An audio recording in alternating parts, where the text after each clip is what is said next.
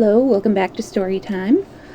Today we are continuing with Treasure Island, Part 2, and it looks like it's going to be a 3-part story. As you can see up here, I have the artwork. I'm probably going to try to do some coloring to it tonight, computer-aided coloring, of course. It's not going to look, it'll look drastically different, but it won't have many details that aren't already in here. And yes, I realize that the leg that's up on, the leg that has the peg leg isn't proportionally correct, but, I didn't realize until after I had inked it in. So it is what it is, and that is what it is. So let's go ahead and get started. And I didn't remember this being quite as brutal, I guess you could say, or descriptive. But yeah, I'd say it's like a 10 and up thing. So here we go. Let's get started. Chapter 9, Powder and Arms. The Hispaniola lay some way out, and we went under the figureheads and round the sterns of many other ships, and their cables sometimes grated underneath our keel, and sometimes swung above us. At last, however, we got alongside, and were met and saluted as we stepped aboard by the mate, Mr. Arrow, a brown old sailor with earrings in his ears and a squint. He and the squire were very thick and friendly, but I soon observed that things were not the same between Mr. Trelawney and the captain. This last was a sharp-looking man who seemed angry with everything on board, and was soon to tell us why, for we had hardly got down into the cabin when a sailor followed us. "Captain Smollett, sir, axing to speak with you," said he. "I'm always at the captain's orders. Show him in," said the squire. The captain, who was close behind his messenger, entered at once and shut the door behind him. "Well, Captain Smollett, what have you to say?" "All well, I hope. All ship-shape and seaworthy?" "Well, sir," said the captain, "better speak plain, I believe, even at the risk of offence. I don't like this cruise, I don't like the men, and I don't like my officer. That's short and sweet." "Perhaps, sir, you don't like the ship?" inquired the squire, very angry, as I could see. "I can't speak as to that, sir, not having seen her tried," said the captain. "She seems a clever craft, more I can't say." "Possibly, sir, you may not like your employer either," said the squire. But here Dr. Livesey cut in. "Stay a bit," said he, "stay a bit. No use of such questions as that to produce ill feeling. The captain has said too much, or he has said too little, and I'm bound to say that I require an explanation of his words. You say, like this cruise. Why not?" "I was engaged, sir, on what we call sealed orders, to sail this ship for that gentleman where he should bid me," said the captain. "So far, so good. But now I find that every man before the mast knows more than I do. I can't call that fair now, do you?" "No," said Dr. Livesey, "I don't." "Next," said the captain, "I learn we are going after treasure. Hear it from my own hands, mind you. Now, treasure is ticklish work. I don't like treasure voyages on any account, and I don't like them above all when they are secret, and when, begging your pardon, Mr. Trelawney, the secret has been told to the parrot." "Silver's parrot?" asked the squire. "It's a way of speaking," said the captain. "Babbled." Throughout the novel there is a theme of parroting secret information. "Babbled, I mean. It's my belief neither of you gentlemen knows what you are about, but I'll tell you my way of it, life or death, and a close run." "It's all clear, and I dare say true enough," replied Dr. Livesey. "We take the risk, but we are not so ignorant as you believe us. Next, you say you don't like the crew. Are they not good seamen?" "I don't like them, sir," returned Captain Smollett, "and I think I should have had the choosing of my own hands, if you go to that." "Perhaps you should," replied the doctor. "My friend should perhaps have taken you along with him, but the slight, if there be one, was unintentional. And you don't like Mr. Arrow?" "I don't, sir. I believe he's a good seaman, but he's too free with the crew to be a good officer. A mate should keep himself to himself, shouldn't drink with the men before the mast." "Do you mean he drinks?" cried the squire. No, sir, replied the captain, only that he's too familiar. Well, now, the short and the long of it, Captain, asked the doctor. Tell us what you want. Well, gentlemen, are you determined to go on this crew? Like iron, answered the squire. Very good, said the captain. Then, as you've heard me very patiently saying things that I could not prove, hear me a few more words. They are putting the powder and the arms in the fore hold. Now, you have a good place under the cabin. Why not put them there? First point. Then, you are bringing 4 of your own people with you, and they tell me more of them are to be berthed forward. Why not give them the berths here beside the cabin? Hi, John, how are you doing? Second point. Any more? Asked Mr. Trelawney. One more, said the captain. There's been too much babbling already. Far too much, agreed the doctor. I'll tell you what I've heard myself, continued the Captain Smollett. That you have a map of an island, and there's crosses on the map to show where treasure is, and that the island lies, and then he named the latitude and longitude exactly. I never told that, cried the squire, to a soul. The hands know it, sir, returned the captain. Livesey, that must have been you or Hawkins, cried the squire. It doesn't much matter who it was, replied the doctor, and I could see that neither he nor the captain paid much regard to Mr. Trelawney's protestations. Neither did I, to be sure. He was so loose a talker, yet in this case I believe he was really right, and that nobody had told the situation of the island. Well, gentlemen, continued the captain, I don't know who has this map, but I make it a point. It shall be kept secret, even from me and Mr. Arrow, otherwise I would ask you to let me resign. I see, said the doctor. You wish us to keep this matter dark, and to make a garrison of the stern part of the ship, manned with my friend's own people, and provide with all the arms and powder on board. In other words, you fear a mutiny. Sir, said Captain Smollett, with no intention to make offence, I deny your right to put words into my mouth. No captain, sir, would be justified in going to sea at all if he had enough ground enough to say that. As for Mr. Arrow, I believe him thoroughly honest. Some of the men are the same. All may be for what I know. But I am responsible for the ship's safety and the life of every man jack aboard of her. I see things going, as I think, not quite right, and I ask you to take certain precautions, or let me resign my berth, and that's all. Captain Smollett, began the doctor with a smile, did ever you hear the fable of the mountain and the mouse? You'll excuse me, I dare say, but you remind me of that fable. When you came in here, I'll stake my wig. You meant more than this. Doctor, said the captain, you are smart. When I came here, I meant to get discharged. I had thought that Mr. Trelawney would hear a word. I had no thought that Mr. Trelawney would hear a word. No more I would, cried the squire. Had Livesey not been here, I should have seen you to the deuce. As it is, I have heard you. I will do as you desire, but I think the worse of you. That's as you please, sir, said the captain. You'll find I do my duty. And with that he took his leave.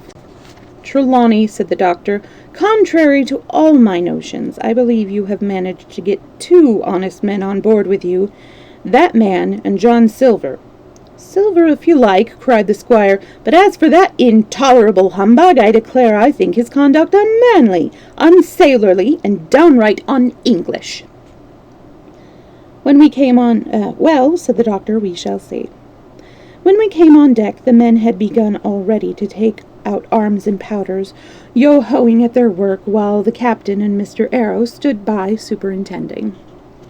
The new arrangement was quite to my liking. The whole schooner had been overhauled. 6 berths had been made astern out of what had been the after part of the main hold, and this set of cabins was only joined to the galley and forecastle by a sparred passage on the port side. It had been originally meant that the captain, Mr. Arrow, Hunter, Joyce, and the doctor and the squire were to occupy these 6 berths. Now Redruth and I were to get 2 of them, and Mr. Arrow and the captain were to sleep on deck in the companion. which had been enlarged on each side till you might almost have called it a roundhouse. Very low it was still, of course, but there was room to swing 2 hammocks, and even the mate seemed pleased with the arrangement. Even he, perhaps, had been doubtful as to the crew, but that is only a guess, for, as you shall hear, we had not long the benefit of his opinion. We were all hard at work, changing the powder in the berths, when the last man or 2, and Long John, along with them, came all off in a shore boat. The cook came up the side like a monkey of cleverness, and as soon as he saw what was doing, "So ho, mate," says he. "What's this?" "We're changing of the powder, Jack," answers one. "Why, by the powers," cried Long John, "if we do, we'll miss the morning tide." "My orders," said the captain shortly. "You may go below, my man. Hands will want supper." "Aye, aye, sir," answered the cook, and touching his forelock, he disappeared at once in the direction of his galley. "That's a good man, Captain," said the doctor. "Very likely, sir," replied Captain Smollett. "Easy with that, men, easy!" He ran on to the fellows who were shifting the powder, and then suddenly observing me examining the swivel we carried amidship, a long brass 9. "Here, you, ship's boy," he cried out. "Out of that! Off with you to the cook and get some work." And then, as I was hurrying off, I heard him say quite loudly to the doctor, "I'll have no favourites on my ship." I assure you I was quite of the squire's way of thinking, and hated the captain deeply.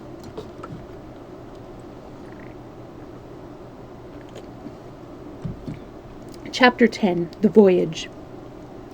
All that night we were in a great bustle getting things stowed in their place, and boatfuls of the squire's friend, Mr. Blandley, and the like, coming off to wish him a good voyage and a safe return. We never had a night at the Admiral Benbow when I had half the work, and I was dog-tired when, a little before dawn, the boatswain sounded his pipe, and the crew began to board the capstan bars, which are long wooden spokes of the wince used to raise the anchor or heavy sails. I might have been twice as weary, yet I would not have left the deck. All was so new and interesting to me. The brief commands, the shrill note of the whistle, the men bustling to their places in the glimmer of the ship's lanterns. "Now, Barbecue, tip us a stave," cried one voice. "The old one," cried another. "Aye, aye, mate," said Long John, who was standing by with his crutch under his arm, and at once broke out in the air, in words I knew so well. 15 men on the dead men's chest, and then the whole crew bore chorus. Yo ho ho, and a bottle of rum, and at the third ho drove the bars before them with a will. Even at that exciting moment, it carried me back to the old Admiral Benbow in a second, and I seemed to hear the voice of the captain piping in the chorus. But soon the anchor was short up. Soon it was hanging dripping at the bows. Soon the sail began to draw, and the land and shipping to flit by on either side, and before I could lie down to snatch an hour of slumber, the Hispaniola had begun her voyage to the Isle of Treasure. I'm not going to relate that voyage in detail. It was fairly prosperous. The ship proved to be a good ship, the crew were capable seamen, and the captain thoroughly understood his business. But before we came the length of Treasure Island, 2 or 3 things had happened which require to be known. Mr. Arrow, first of all, turned out even worse than the captain had feared. He had no command among the men, and people did what they pleased with him.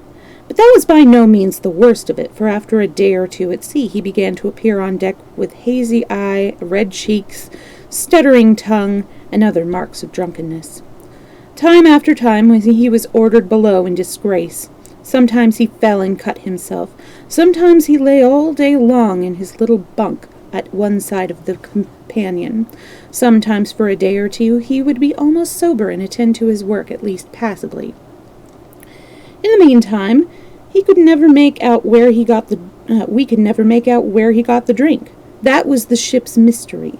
Watch him as we pleased, we could do nothing to solve it, and when we asked him to his face,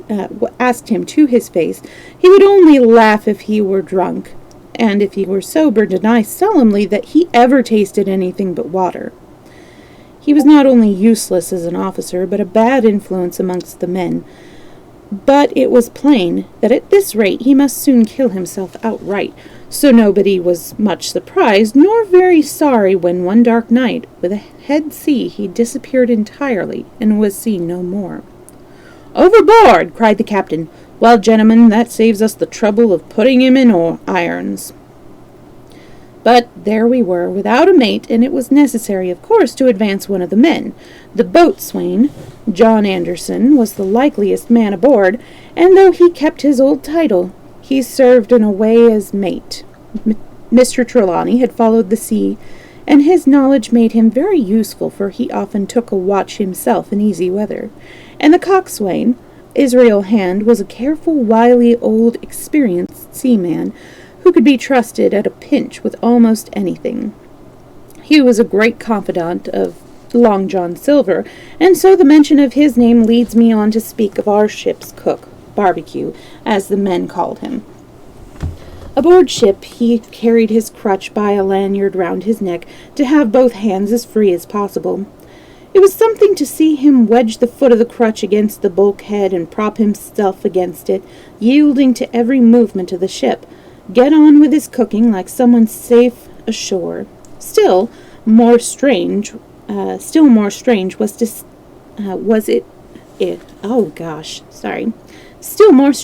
it to see him in the heaviest of weather cross the deck. He had a line or two rigged up to help him across the widest spaces. Long John's earrings, they were called, and he would hand himself from one place to another, now using the crutch, now trailing it alongside by the lanyard, as quickly as another man could walk. Yet some of the men who had sailed with him before expressed their pity to see him so reduced. "He's no common man, Barbecue," said the coxswain to me. "He had good schooling in his young days, and can speak like a book when so minded, and brave, a lion's nothing alongside of Long John. I've seen him grapple four and knock their heads together, him unarmed." All the crew respected and even obeyed him. He had a way of talking to each and doing everybody some particular service. To me he was unweariedly kind, and always glad to see me in the galley, which he kept as clean as a new pin, the dishes hanging up burnished, and his parrot in a cage in one corner. "Come away, Hawkins," he would say. "Come and have a yarn with John. Nobody more welcome than yourself, my son. Sit you down and hear the news. Here's Captain Flint. I calls his parrot Captain Flint, after the famous buccaneer. Here's Captain Flint predicting success to our voyage. Wasn't you, Captain?" And the parrot would say with a great rapidity, "Pieces of 8, pieces of 8, pieces of 8, till you wondered that it was not out of breath, or till John threw his handkerchief over the cage. "Now that bird," he would say, "is maybe 200 years old, Hawkins. They lives forever mostly, and it's anybody's seen more wickedness, it must be the devil himself. She sailed with England, the great Captain England, the pirate. She's been at Madagascar and at Malabar and Suriname and Providence and Portobello. She was at the fishing up of the wrecked plate ships. It's there she learned pieces of 8, and little wonder. 350,000 of 'em, Hawkins. She was at the boarding of the Viceroy of the Indies of Gow.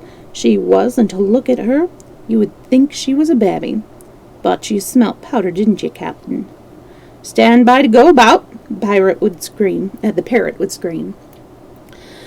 "She's a handsome craft, she is," the cook would say, and give her sugar from his pocket, and then the bird would peck at the bars and swear straight on, passing belief for wickedness. "There," John would add, "you can't touch pitch and not be mucked, lad. And this poor old innocent bird of mine, swearing blue fire and none the wiser, you may lay to that. She would swear the same in a manner of speaking before chaplain." And then John would touch his forelock with a solemn way he had that made me think he was the best of men. In the meantime, the squire and Captain Smollett were still on pretty distant terms with one another. The squire made no bones about the matter. He despised the captain. The captain, on his part, never spoke but when he was spoken to, and then sharp and short and dry, and not a word wasted. He owned, when driven into the corner, that he seemed to have been wrong about the crew, that some of them were as brisk as he wanted to see, and all had behaved fairly well. As for the ship, he had taken a downright fancy to her. "She'll lie a point nearer the wind than a man has a right to expect of his own married wife, sir. But," he would add, "all I say is we're not home again. And I don't like the cruise." The squire at this would turn away and march up and down the deck, chin in air. "A trifle more of that, man," he would say, "and I shall explode." We had some heavy weather, which only proved the qualities of the Hispaniola. Every man on board seemed well content, but they must have been hard to please if they had been otherwise, for it was my belief that there was never a ship's company so spoiled since Noah put to sea. Double grog was going on the least excuse.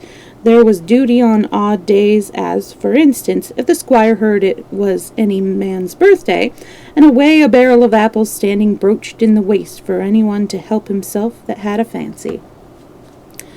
"Never knew good come of it yet," the captain said to Dr. Livesey. "Spoil forecastle hands, make devils, that's my belief." But good did come of the apple barrel, and you shall hear, for if it had not been for that, we should have had no note of warning, and might all have perished by the hand of treachery. That is how it came about. We had run up the trades to get the wind of the island we were after. I am not allowed to be more plain. And now we were running down for it, with a bright lookout day and night. It was about the last day of our onward voyage, but the largest computation. Some time that night, or at least before noon or the morrow, we should sight the treasure island. We were heading south-southwest, and had a steady breeze abeam and a quiet ship. The Hispaniola rolled steadily, dipping her bowsprit now and then with a whiff of spray. All was drawing alow and aloft, everyone in the bravest spirits, because we were now so near an end of the first part of our adventure. Now, just after sundown, when all my work was over and I was on my way to my berth, it occurred to me that I should like an apple. I ran on deck. The watch was all forward, looking out for the island. The man at the helm was watching the lull of the ship and whistling away gently to himself. That was the only sound excepting the swish of the sea against the bows and across the sides of the ship. In I got bodily into the apple barrel, and found there was scarce an apple left, but sitting down there in the dark, what with the sound of the waters and the rocking movement of the ship, I had either fallen asleep or was on the point of doing so when a heavy man sat down with rather a clash close by. The barrel shook as he leaned his shoulders against it, and I was just about to jump up when the man began to speak. It was Silver's voice, and before I had heard a dozen words, I would not have shown myself for all the world, but lay there trembling and listening, in the extreme of fear and curiosity. For from these dozen words I understood that the lives of all the honest men aboard depended upon me alone.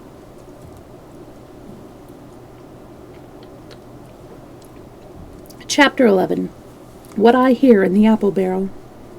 "No, not I," said Silver. "Flint was captain, I was quartermaster along with my timber leg. The same broadside I lost my leg, old Pew lost his deadlights. It was a master surgeon, him that amputated me, not for college and all, Latin by the bucket and what not. But he was hanged like a dog and sun-dried like the rest at Corso's castle. And that was Robert's men, that was, and come to changing names of their ship, Royal Fortune and so on. Now, what a ship was christened, so let her stay, I says. So it was with the Cassandra, as brought us all safe home from Malabar after England took the viceroy of the Indies. So it was with old Walrus, Flint's old ship, as I have seen amuck with the red blood and fit to sink with gold." "Ah," cried another voice, that of the youngest hand on the board, and evidently full of admiration. "He was the flower of the flock, was Flint." "Davis was a good man, too, by all accounts," said Silver. "I never sailed along of him. First with England, then with Flint, that's my story.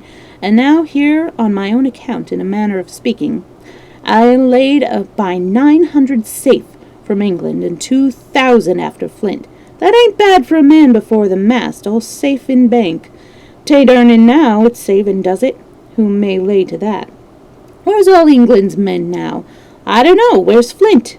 Why, most of 'em aboard here, and glad to get the duff.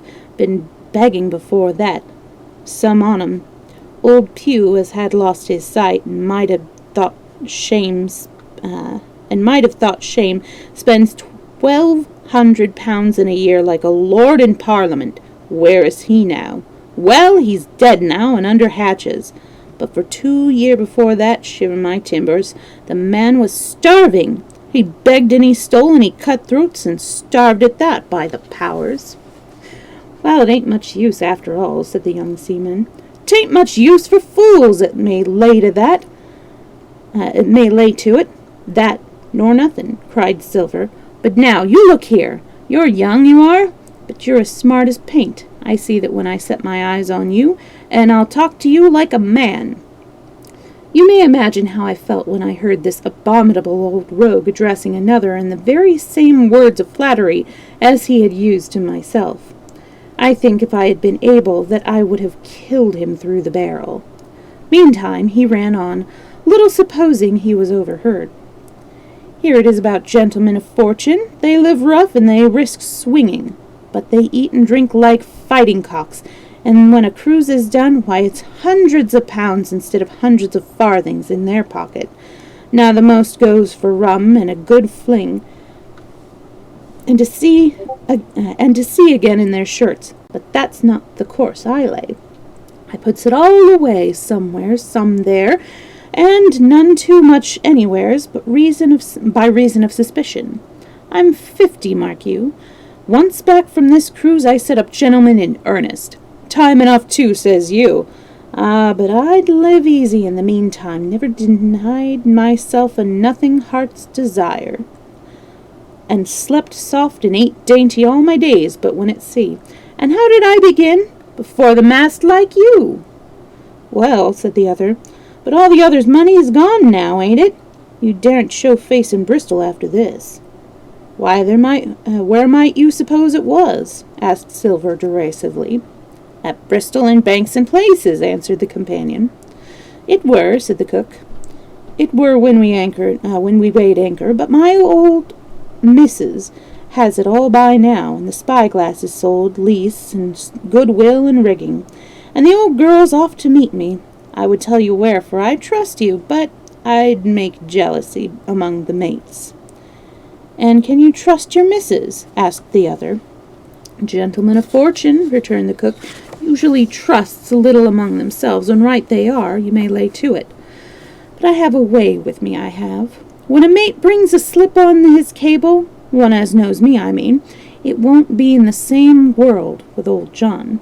There was some that was feared of Pugh, and some that was feared of Flint, but Flint his own self was feared of me. Feared he was, and proud. They was the roughest crew afloat with Flint's. The devil himself would have been feared to go to sea with him. Well, now I tell you, I'm not a boasting man, and you've seen yourself how easy I keep company. But when I was quartermaster, lambs wasn't the word for Flint's old buccaneers. Ah, you may be sure of yourself in old John's ship." "Well, I tell you now," replied the lad, "I didn't half a quarter like the job till I had this talk with you, John. But there's my hand on it now." "And a brave lad you are, and smart too," answered Silver, shaking hands so heartily that all the barrel shook. "And a finer figurehead for a gentleman of fortune I never clapped my eyes on." By this time I had begun to understand the meaning of their term. By a gentleman of fortune they plainly meant neither more nor less than a common pirate, and a little scene that I had overheard was the last act in the corruption of one of the honest hands, perhaps of the last one left aboard. But on this point I was soon to be relieved, for Silver giving a little whistle, a third man strolled up and sat down by the party. "Dick Squire," said Captain. "Oh, I knowed Dick was square, Dick Square," said Captain. "Oh, I know Dick was square," returned the voice of the coxswain, Israel Hands. "He's no fool, is Dick." And he turned his quid and spat. "But look here," he went on. "Here's what I want to know, Barbecue. How long are we a-going to stand off and on like a blessed bumboat?" These words, wow. "I've had almost enough of Captain Smollett. He's hazed me long enough, by thunder. I'm going to go into the cabin, I do. I want their pickles and wines and that." "Israel," said Captain, "your head ain't much account, nor ever was. But you're able to hear, I reckon, leastways your ears is big enough. Now, here's what I say. You'll berth forward, and you'll live hard, and you'll speak soft, and you'll keep sober till I give the word, and you may lay to that, my son." "Well, I don't say no, do I?" growled the coxswain. "What I says is, when. That's what I say." "When, by the power!" cried Silver. "Well, now, if you want to know, I'll tell you when. The last moment I can manage, and that's when. Here's a first-rate shipman, Captain Smollett, sails the blessed ship for us. Here's his squire and doctor and a map and such. I don't know where it is, do I?" "No more do you," says you. "Well, then, I mean the squire and doctor shall find the stuff, and help us to get it aboard, by the powers.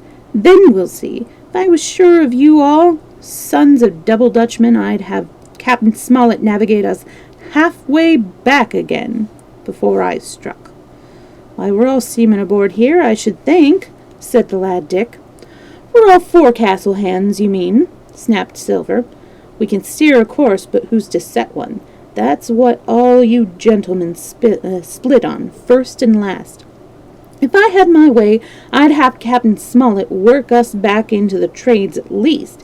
Then we'd have no blessed miscalculation and a spoonful of water a day. But I know the sort you are. I'll finish with 'em at the island, as soon's the blunt's on board, and a pity it is. But you're never happy till you're drunk. Split my sides, I've a sick heart to sail with the likes of you." "Easy all along, John," cried Israel. "Who's a-crossin' of you?" "Why, how many tall ships, think ye, now have I laid aboard? And how many brisk lads dryin' in the sun at Execution Dock?" cried Silver. "And all for this same hurry and hurry and hurry. You hear me? I seen a thing or two at sea, I have. If you would only lay your course and a point to windward, you would ride in carriages, you would. But not you, I know you. You'll have your mouth full of rum tomorrow and go hang. Everybody knows you as a kind of chaplain, John, but there's others as could hand the steer as well as you," said Israel. "They liked a bit of fun, they did. They wasn't so high and dry, nohow, but took their fling like jolly companions, every one." "So," said Silver. "Well, where are they now? Pew's that sort, and he died a beggarman. Flint was, and he died of rum at Savannah. Ah, they was a sweet crew, they was. Only where are they?" "But," asked Dick, "when we do lay 'em athwart, what are we to do with 'em anyhow?" "There's the man for me!" cried the cook admirably. "That's what I call business. Well, what would you think? Put 'em ashore like maroons? That would have been England's way.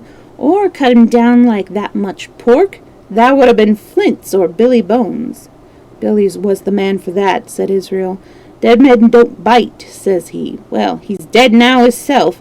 He knows the long and short of it now, and if ever a rogue hand come to port, it was Billy. "Right you are," said Silver. "Rough and ready. But mark you here, I'm an easy man. I'm quite the gentleman," says you. "But this time it's serious. Duty is duty, mates. I give my vote, death. When I'm in Parliament and ridin' in my coach, I don't want none of them sea lawyers in the cabin a-comin' home, unlooked for, like the devil at prayers." Wait is what I say, but when the time comes, why, let her rip." "John," cried the coxswain, "you're a man." "You'll say so, Israel, when you see," said Silver. "Only one thing I claim. I claim Trelawney. I'll wring his calf's head off his body with these hands, Dick," he added, breaking off.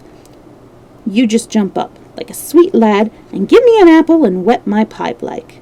You may fancy the terror I was in. I should have leaped out and run for it if I had found the strength, but my limbs and heart alike misgave me. I heard Dick begin to rise, and then someone seemingly stop him, and the voice of Hans exclaimed, "Oh, stow that! Don't you get sucking on that bilge, John! Let's have a go of the rum." "Dick," said Silver, "I trust you. I've a gauge on the keg, mind. There's the key. You fill a pannikin and bring it up." Terrified as I was, I could not help thinking to myself that this must have been how Mr. Arrow got the strong waters that destroyed him. Dick was gone but a little while, and during his absence Israel spoke straight on in the cook's ear. It was but a word or two that I could catch, and yet I gathered some important news, for besides other scraps that tended to the same purpose, this whole clause was audible. "Not another man of them'll jine." Hence there were still faithful men on board. Then when Dick returned, one after another of the trio took the pannikin and drank, one to luck, another with "Here's to old Flint," and Silver himself sang, in a kind of song, "Here's to ourself, and hold your luff, plenty of prizes and plenty of duff." And then a sort of brightness fell upon me in the barrel, and looking up I found the moon had risen, and was silvering the mizzen top, and shining white on the luff of the foresail, and almost at the same time the voice of the lookout shouted, "Land ho!"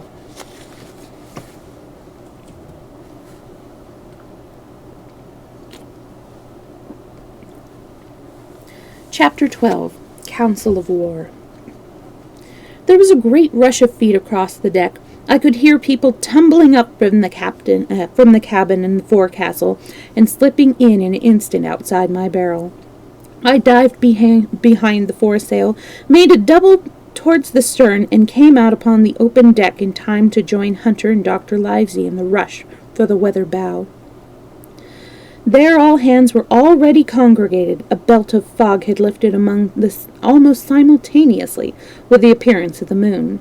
Away to the southwest of us we saw two low hills, almost about a couple of miles apart, and rising behind one of them a third and higher still, whose peak was still buried in the fog. All three seemed sharp and conical in figure.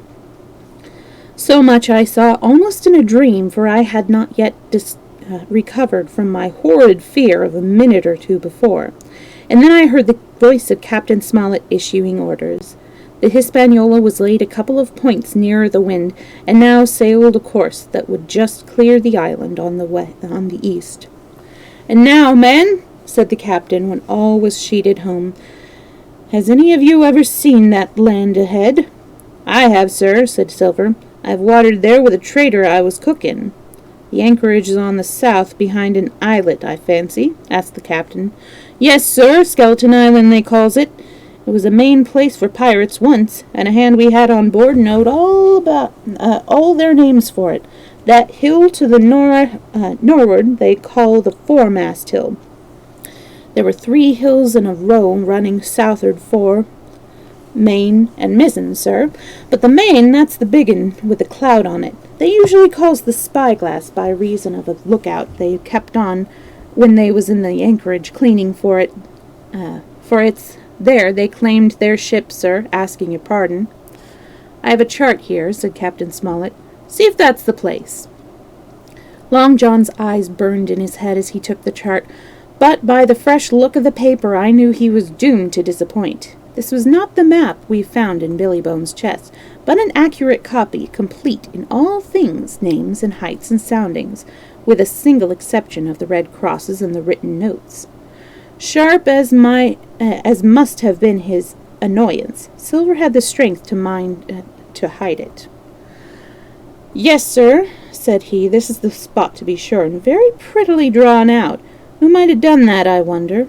The pirates were too ignorant, I reckon. Aye, there it is! Captain Kidd's anchorage, just the name my shipmate called it.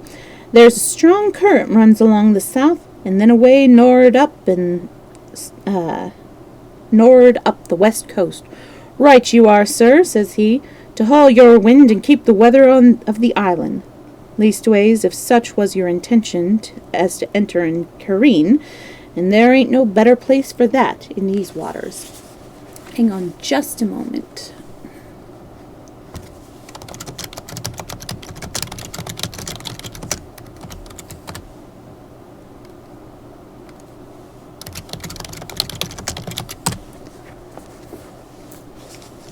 All right, I just wanted to get that out of the way. Thank you, my man, says Captain Smollett. I'll ask you later on to give us a help. You may go. I was surprised at the coolness with which John avowed his knowledge of the island, and I own I was half frightened when I saw him drawing nearer to myself. He did not know, to be sure, that I had overheard his counsel from the apple barrel, and yet I had by this time taken such a horror of his cruelty, duplicity, and power that I could scarce conceal a shudder when he laid his hands upon my arm. Ah, says he, this here is a sweet spot, this island, a sweet spot for a lad to get ashore on. You'll bathe, and you'll climb trees, and you'll hunt goats, you will, and you'll get aloft on them hills like a goat yourself. Why, it makes me young again. I was going to forget my timberleg I was. It's a pleasant thing to be young, and have 10 toes, and you may lay to that. When you want to go a bit of exploring, you just ask old John, and he'll put up a snack for you to take along. And clapping me in the friendliest way upon the shoulder, he hobbled off forward and went below. Captain Smollett, the squire, and Dr. Livesey were talking together on the quarter-deck, and anxious as I was to tell them my story, I durst not interrupt them openly. While I was still casting about in my thoughts to find some probable excuse, Dr. Livesey called me to his side. He had his pipe below, and being a slave to tobacco, had meant that I should fetch it, but as soon as I was near enough to speak and not to be overheard, I broke out immediately. Doctor, let me speak. Get the captain and the squire down to the cabin, and then make some pretense to send for me. I'll have terrible news. The doctor changed countenance a little, but next moment he was master of himself. Thank you, Jim, said he quite loudly. That was all I wanted to know, as if he had asked me a question. And with that he turned on his heel and rejoined the other two. They spoke together for a little, and though none of them started or raised his voice, or so much as whistled, it was plain enough that Dr. Livesey had communicated my request, for the next thing that I heard was the captain giving an order to Job Anderson, and all hands were piping on deck. My lad, said Captain Smollett, I've a word to say to you. This land that we have sighted is the place we have been sailing for. Mr. Trelawney, being a very open-handed gentleman, as we all know, has just asked me a word or two. And as I was able to tell him that every man on board had done his duty, low and aloft, as I never asked to see it done better, why, he and I and the doctor are going below to the captain to drink your health and luck, and you'll have grog served out for you to drink our luck and health. I'll tell you what I think of this. I think it handsome, and if you think as I do, you'll give a good sea cheer for the gentleman that does it. The cheer followed. That was a matter of course, but it rang out so full and hearty that I confess I could hardly believe these same men were plotting for our blood. One more cheer for Captain Smollett, cried Long John when the first had subsided, and this also was given with a will. On the top of that the three gentlemen went below, and not long after word was sent forward that Jim Hawkins was wanted in the cabin. I found them all three seated round the table, a bottle of Spanish wine and some raisins before them, and the doctor smoking away with his wig on his lap, and that, I knew, was a sign that he was agitated. The stern window was open, for it was a warm night, and you could see the moon shining behind on the ship's wake. Now, Hawkins, said the squire, you have something to say. Speak up. I did as I was bid, and as short as I could make it, told the whole details of Silver's conversation. Nobody interrupted me till I was done, nor did any one of the three of them make so much as a movement, but they kept their eyes upon my face from first to last. "Jim," said Dr. Livesey, "take a seat." And they made me sit down at the table beside them, poured me out a glass of wine, filled my hands with raisins, and all three, one after the other, and each with a bow, drank my good health in their service to me for my luck and courage. "Now, Captain," said the squire, "you were right and I was wrong. I own myself an ass, and I await your orders." "No more an ass than I, sir," returned the captain. "I never heard of a crew that meant to mutiny, but that showed signs before, for any men that had an eye in their head to see a mischief, and take steps according. But this crew," he added, "beats me." "Captain," said the doctor, "with your permission, that's Silver, a very remarkable man." "He'd look remarkably well from a yard-arm, sir," returned the captain. "But this is talk. This don't lead to anywhere. I see 3 or 4 points, and with Mr. Trelawney's permission, I'll name them." "You, sir, are the captain. It is for you to speak," says Mr. Trelawney grandly. "First point," began Mr. Smollett. "We must go on, because we can't turn back. If I gave the word to go about, they would rise at once. Second point, we have time before us, at least until this treasure's found. Third point, there are faithful hands. Now, sir, it's got to come to blows sooner or later, and what I propose is to take time by the forelock, as the saying is, and come to blows some fine day when they least expect it. We can count, I take it, on your own home servants, Mr. Trelawney." "As upon myself," declared the squire. "3, reckoned the captain. "Ourselves make 7, counting Hawkins here. Now, about the honest hands." "Most likely Trelawney's own men," said the doctor. Those he had picked up for himself before he lit on Silver. "Nay," replied the squire. "Hands was one of mine. I did think I could have trusted Hands," added the captain. "And to think that they're all Englishmen," broke out the squire. "Sir, I could find it in my heart to blow the ship up." "Well, gentlemen," said the captain, "the best that I can say is not much. We must lay to, if you please, and keep a bright lookout. It's trying on a man, I know. It would be pleasanter to come to blows, but there's no help for it till we know our men. Lay to and whistle for a wind. That's my view." "Jim here," said the doctor, "can help us more than anyone. The men are not shy with him, and Jim is a noticing lad." "Hawkins, I put prodigious faith in you," added the squire. I began to feel pretty desperate at this, for I felt altogether helpless, and yet, by an odd train of circumstances, it was indeed through me that safety came. In the meantime, talk as we pleased, there were only 7 out of the 26 on whom we knew we could rely, and out of these 7, 1 was a boy, so that the grown men on our table were 6 to their 19. And we have entered the third part, my shore adventure.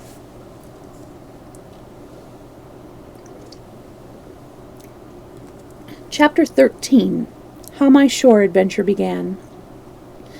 The appearance of the island when I came on deck next morning was altogether changed. Although the breeze had now utterly ceased, we had made a great deal of way during the night, and were now lay becalmed about half a mile to the southeast of the low eastern coast. Gray-colored woods covered a large part of the surface.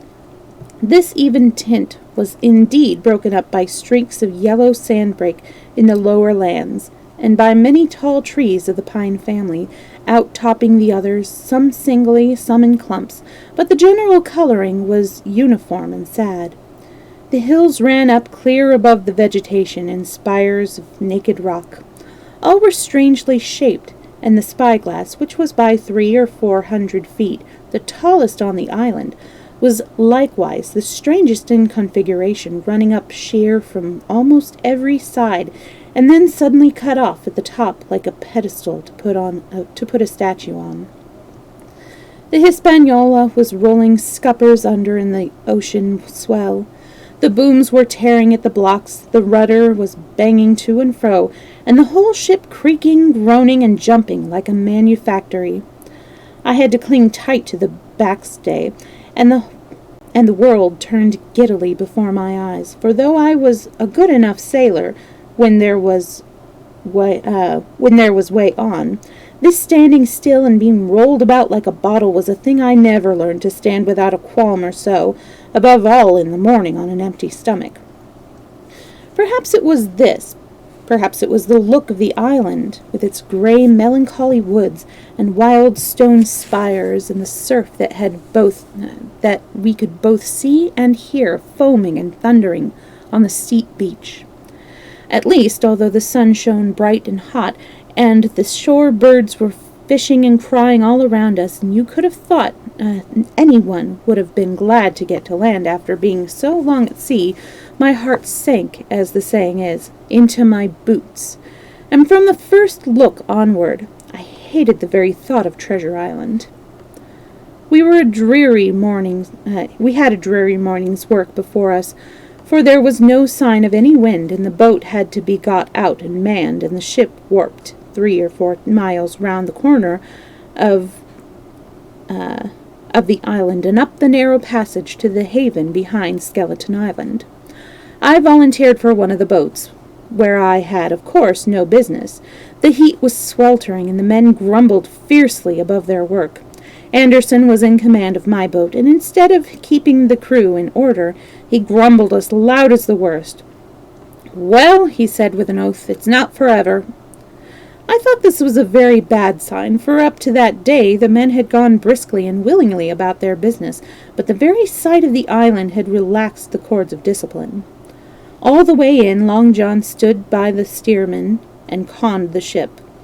He knew the passage like the palm of his hand, and though the men in the chains got everywhere more water than was down in the chart, John never hesitated once. "There's a strong scour with the ebb," said he, "and this here passage has been dug out, in a manner of speaking, with a spade." We brought up just where the anchor was in the chart, about 1/3 of a mile from each shore, the mainland on one side and Skeleton Island on the other. The bottom was clean sand. The plunge of an anchor sent up clouds of birds wheeling and crying over the woods, but in less than a minute they were down again, and all was once more silent. The place was entirely landlocked, buried in woods and trees, coming right down to high water mark. The shores mostly flat, and the hilltops standing round at a distance in a sort of amphitheatre, one here, one there. 2 little rivers, or rather 2 swamps, emptied out into this pond, as you might call it, and the foliage round that part of the shore had a kind of poisonous brightness. From the ship we could see nothing of the house or stockade, for they were quite buried among the trees, and if it had not been for the chart on the companion, we might have been the first that had ever anchored there since the island arose out of the sea. There was not a breath of air moving, nor a sound but that of the surf booming half a mile away along the beaches and against the rocks outside. A peculiar stagnant smell hung over the anchorage, a smell of sodden leaves and rotting tree trunks. I observed the doctor sniffing and sniffing, like someone tasting a bad egg. "I don't know about treasure," he said, "but I'll stake my wig there's fever here." If the conduct of the men had been alarming in the boat, it was becoming truly threatening when they had come aboard.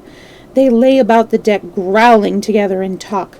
The slightest order was received with a black look, and grudgingly and carelessly obeyed.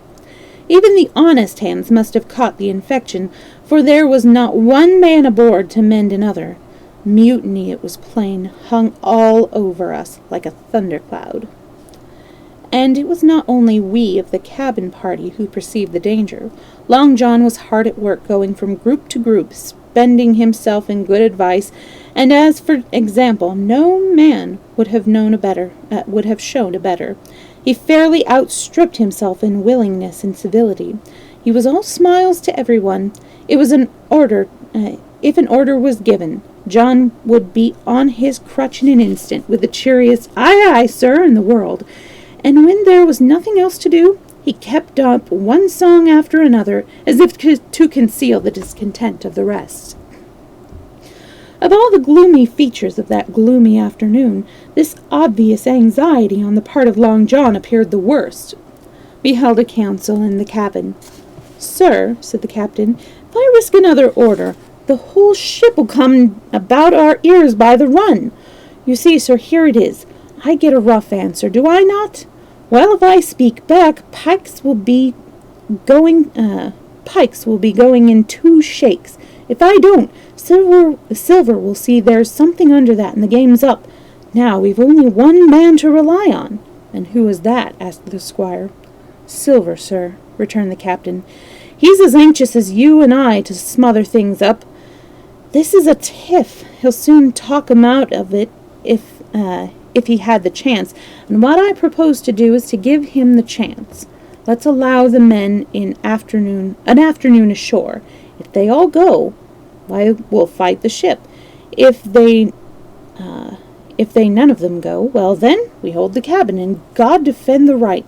If some go, you mark my words, sir, Silver will bring 'em aboard again as mild as lambs." It was so decided. Loaded pistols were served out to all the shore men. Hunter, Joyce, and Redruth were taken into our confidence, and received the news with less surprise and a better spirit than we had looked for, and then the captain went on deck and addressed the crew. "My lads," said he, "we've had a hot day, and we're all tired and out of sorts. A turn ashore'll hurt nobody. The boats are still in the water. You can take the gigs, and as many as please may go ashore for the afternoon. I'll fire a gun half an hour before sundown." I believe the silly fellows must have thought they would break their shins over treasure as soon as they were landed, for they all came out of their sulks in a moment, and gave a cheer that started the echo in a far-away hill and sent the birds once more flying and squalling round the anchorage. The captain was too bright to be in the way. He whipped out of sight in a moment, leaving Silver to arrange the party, and I fancy it was as well he did so. Had he been on deck, he could no longer so much as have pretended not to understand the situation. It was as plain as day. Silver was the captain, and a mighty rebellious crew he had of it. The honest hands, and I was soon to see it proved that there were such on board, must have been very stupid fellows. Or rather, I suppose the truth was this, that all hands were disaffected by the example of ringleaders, only some more, some less, and a few, being good fellows in the main, could neither be led nor driven any further.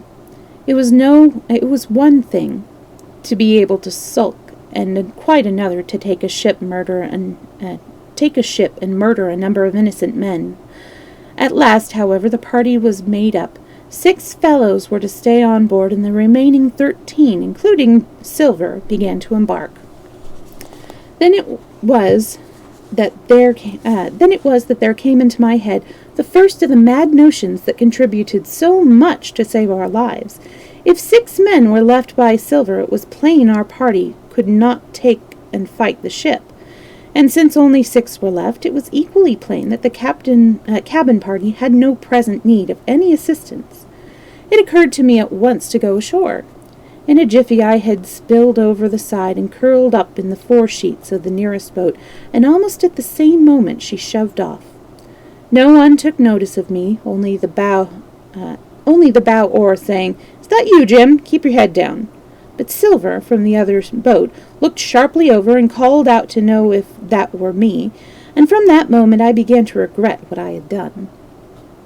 The crew raced for the beach, but the boat I was in, having some start and being at once the lighter and the better manned, shot far ahead of her consort, and the bow had struck among the shoreside trees, and I had caught a branch and swung myself out and plunged into the nearest thicket, while Silver and the rest were still 100 yards behind. "Jim! Jim!" I heard him shouting. But you may suppose I paid no heed. Jumping, ducking, and breaking through, I ran straight before my nose till I could run no longer.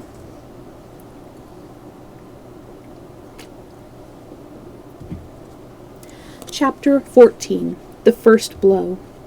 I was so pleased at having given the slip to Long John that I began to enjoy myself and look around me with some interest in this strange land that I was in. I had crossed a marshy tract full of willows, bulrushes, and odd, outlandish, swampy trees, and I had now come out upon the skirts of an open piece of undulating sandy country, about a mile long, dotted with a few pines and a great number of contorted trees, not unlike the oak in growth, but pale in the foliage like willows. On the far side of the open stood one of the hills, with two quaint, craggy peaks shining vividly in the sun. I now felt for the first time the joy of exploration. The isle was uninhabited, my shipmates I had left behind, and nothing lived in front of me but dumb brutes and fowls. I turned hither and thither among the trees. Here and there were flowering plants unknown to me. Here and there I saw snakes, and one raised its head from a ledge or rock and hissed at me with a noise not unlike the spinning of a top. Little did I suppose that he was a deadly enemy, and that the noise was the famous rattle. Then I came to a long thicket of these oak-like trees, live or evergreen oaks. I heard afterwards live or evergreen oaks. I heard some afterwards they should be called, which grew low among the sand like brambles, the boughs curiously twisted, the foliage compact like thatch. The thicket stretched down from the top of one of the sandy knolls, spreading and growing taller as it went, until it reached the margin of the broad, reedy fen, through which the nearest of the little rivers soaked its way into the anchorage. The marsh was streaming in the strong sun, and the outline of the spyglass trembled through the haze. All at once there began to go a sort of bustle about the bulrushes. A wild duck flew up with a quack. Another followed, and soon over the whole surface of the marsh a great cloud of birds hung screaming and circling in the air. I judged at once that some of my shipmates must be drawing near among the borders of the fen. Nor was I deceived, for soon I heard the very distant and low tones of a human voice, which, as I continued to give ear, grew steadily louder and nearer. This put me in a great fear, and I crawled under cover of the nearest live oak and squatted there, hearkening, as silent as a mouse. Another voice answered, and then the first voice, which I now recognized to be Silver's, once more took up the story and ran on for a long while in a stream, only now and again interrupted by the others. By the sound they must have been talking earnestly and almost fiercely, but no distinct noise came to my hearing. At last the speakers seemed to have paused, and perhaps to have sat down, for not only did they cease to draw any nearer, but the birds themselves began to grow more quiet and to settle again to their places in the swamp. And now I began to feel that I was neglecting my business, that since I had been so foolhardy as to come ashore with these desperadoes, the least I could do was to overhear them at their councils, and that was my plain and obvious duty, was to draw as close as I could manage, under the favorable ambush of the crouching trees. I could tell the direction of the speakers pretty exactly, not only by the sound of their voices, but by the behavior of the few birds that still hung in alarm above the heads of the intruders. Crawling on all fours, I made steadily but slowly towards them, till at last, rising my head to an aperture among the leaves, I could see clear down into a little green dell beside the marsh, and closely set about with trees, where Long John Silver and another of the crew stood face to face in conversation. The sun beat full upon them. Silver had thrown his hat beside him on the ground, and his great smooth blond face, all shining with heat, was lifted to the other men's in a kind of appeal. "Mate," he was saying, "it's because I think gold dust of you. Gold dust you may lay to that. If I hadn't took to you like pitch, do you think I'd have been here a warnin' of you? All's up. You can't make nor mend. It's to save your neck that I'm a-speaking, and if one of the wild uns knew it—" "Where'd I be, Tom? Now tell me, where'd I be?" "Silver," said the other man. I observed he was not only red in the face, but spoke as hoarse as a crow, and his voice shook too, like a taut rope. "Silver," says he, "you're old and you're honest, or has the name for it, and you've money too, which lots of poor soldiers hasn't, and you're brave, or I mistook. And will you tell me you'll let yourself be led away with that kind of a mess of swabs? Not you! As sure as God sees me, I'd sooner lose my head. If I could turn again my duty. And then all of this sudden he was interrupted by a noise. I had found one of the honest hands. Well, here at that same moment came news of another. Far away out in the marsh there arose, all of a sudden, a sound like a cry of anger, then another on the back of it, and then one horrid, long-drawn scream. The rocks of the spyglass echoed in the scores of times. The whole troop of marsh birds rose again, darkening heaven with a simultaneous whir, and long after that death yell was still ringing in my brain. Silence had re-established its empire, and only the rustle of the redescending birds and the boom of the distant surges disturbed the languor of the afternoon. Tom had leaped at the sound like a horse at the spur, but Silver had not winked an eye. He stood where he was, resting lightly on his crutch, watching his companion like a snake about to spring. "John!" said the sailor, stretching out his hand. "Hands off!" cried Silver, leaping back a yard, as it seemed to me, with the speed and security of a trained gymnast. "Hands off if you like, John Silver," said the other. "It's a black conscience that can make you fear to me. But in heaven's name, tell me, what was that?" "That?" returned Silver, smiling away, but warier than ever, his eye a mere pinpoint in his big face, but gleaming like a crumb of glass. "That? Oh, I reckon that'll be Allen." And at this point Tom flashed out like a hero. "Allen!" he cried. "Then rest his soul for true seaman. And as for you, John Silver, long you've been a mate of mine, but you're a mate of mine no more. If I die like a dog, I'll die in my duty. You've killed Allen, have you? Kill me too if you can, but I defies you." And with that, this brave fellow turned his back directly on the cook and set off walking for the beach. But he was not destined to go on. With a cry, John seized the branch of a tree, whipped the crutch out of his armpit, and set that uncouth missile hurtling through the air. It struck poor Tom, point foremost, and with stunning violence, right between the shoulders and the middle of his back. His hands flew up, he gave a sort of gasp, and fell. Whether he were injured much or little, none could never tell. Like enough to judge from the sound, his back was broken on the spot, but he had no time given him to recover. Silver, agile as a monkey, even without his leg or crutch, was on the top of him next moment and had twice buried his knife into the hilt in that defenseless body. From my place of ambush, I could hear him pant aloud as he struck the blows.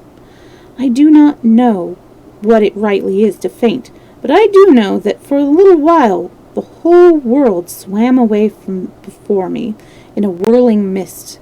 Silver and the birds and the tall spyglass hilltop going round and topsy-turvy before my eyes, and all manner of bells ringing and distant voices shouting in my ear. When I came again to myself, the monster had pulled himself together, his crutch under his arm, and his hat upon his head. Just before him, Tom lay motionless upon the sward, but the murderer minded him not a whit, cleansing his blood-stained knife the while upon a wisp of grass. Everything else was unchanged, the sun still shining mercilessly on the steaming marsh, the tall pinnacle of the mountain, and I could scarce persuade myself that murder had been actually done, and a human life cruelly cut short a moment since before my eyes. But now John put his hand into his pocket, brought out a whistle, and blew upon it several modulated blasts that rang far across the heated air. I could not tell, of course, the meaning of the signal, but it instantly awoke my fears. More men would be coming. I might be discovered. They had already slain 2 of the honest people. After Tom and Allen, might not I come next? Instantly I began to extricate myself and crawl back again, with what speed and silence I could manage, to the more open portions of the wood. As I did so, I could hear the hails coming and going between the old buccaneer and his comrades, and the sound of danger lent me wings. As soon as I was clear of the thicket, I ran as never ran before, scarce minding the direction of my flight, so long as it led me from the murderers, and as I ran, I grew and grew, fear grew and grew upon me until it turned into a kind of frenzy. Indeed, could anyone be more entirely lost than I? When the gun fired, how should I dare to go down to the boats among those friends still smoking from their crime? Would not the first of them who saw me wring my neck like a snipe's? Would not my absence itself be an evidence to them of my alarm, and henceforth of my fatal knowledge?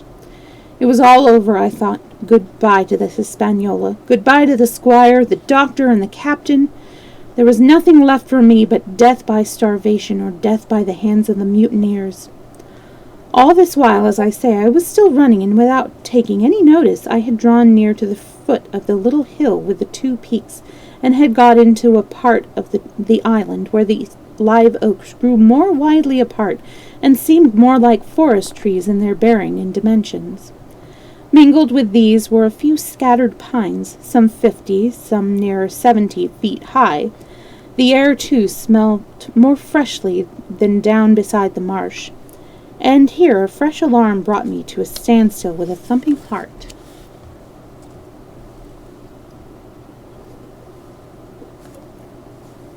Chapter 15. The Man of the Island. From the side of the hill, which was here steep and stony, a spout of gravel was dislodged and fell rattling and bounding through the trees. My eyes turned instinctively in that direction, and I saw a figure leap with a great rapidity behind the trunk of a pine. What it was, whether bear or man or monkey, I could in no wise tell. It seemed dark and shabby, more I knew not, but the terror of this new apparition brought me to a stand. I was now, it seemed, cut off upon both sides. Behind me, the murderers; before me, this lurking nondescript, and immediately I began to prefer the dangers that I knew to those I knew not. Silver himself appeared less terrible in contrast with this creature of the woods, and I turned on my heel, and looking sharply behind me over my shoulder, began to retrace my steps in the direction of the boats. Instantly the figure reappeared, and making a wide circuit, began to head me off. I was tired at any rate, but had I been as fresh as when I rose, I could see it was in vain for me to contend in speed with such an adversary. From trunk to trunk the creature flitted like a deer, running man-like on two legs, but unlike any man that I had ever seen, stooping almost double as it ran. Yet a man it was, I could no longer be in doubt about it. I began to recall what I had heard of cannibals. I was within an ace of calling for help, but the mere fact that he was a man, however wild, had somewhat reassured me, and my fear of Silver began to revive in proportion. I stood still, therefore, and cast about for some method of escape, and as I was so thinking, the recollection of my pistol flashed into my mind. As soon as I remembered I was not defenseless, courage glowed again in my heart, and I set my face resolutely for this man of the island and walked briskly forward. He was concealed by this time behind another tree trunk, but he must have been watching me closely, for as soon as I began to move in his direction, he reappeared and took a step to meet me. Then he hesitated, drew back, came forward again, and at last, to my wonder and confusion, threw himself on his knees and held out his clasped hands in supplication. At that, I once more stopped. "Who are you?" I asked. "Ben Gunn," he answered, and his voice sounded hoarse and awkward, like a rusty lock. "I'm poor Ben Gunn, I am, and I haven't spoken with a Christian these 3 years." I could now see that he was a white man like myself, and that his features were even pleasing.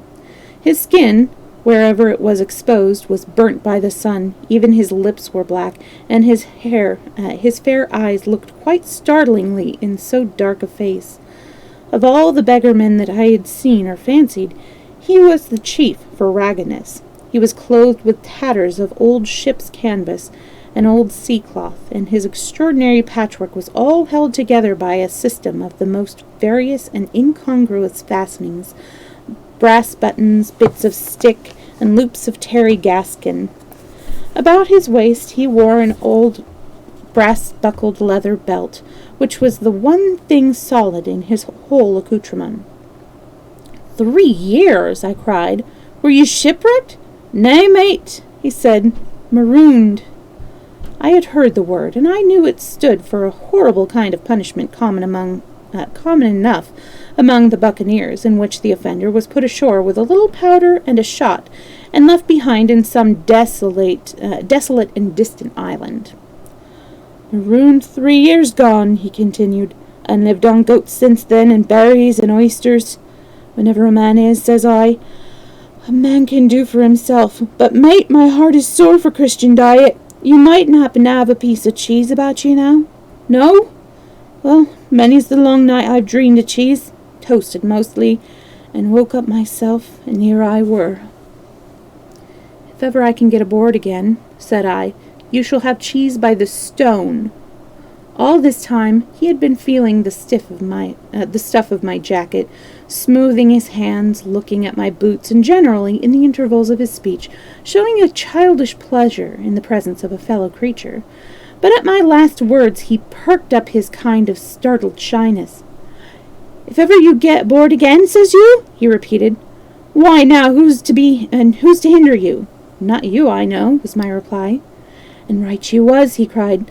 Now you, what do you call yourself, mate? Jim, I told him. Jim, says he, quite pleased apparently. Well now, Jim, I've lived that rough as you'd be ashamed to hear of. Now, for instance, you wouldn't think I had a pious mother to look at me? He asked. Why, no, not in particular, I answered. Ah, well, said he, but I had. Remarkable pious, and I was a civil pious boy, and would rattle off my catechism that fast as you couldn't tell one word from another. And here's what I comes to, Jim, and it begun with chuck farthen on the blessed gravestones.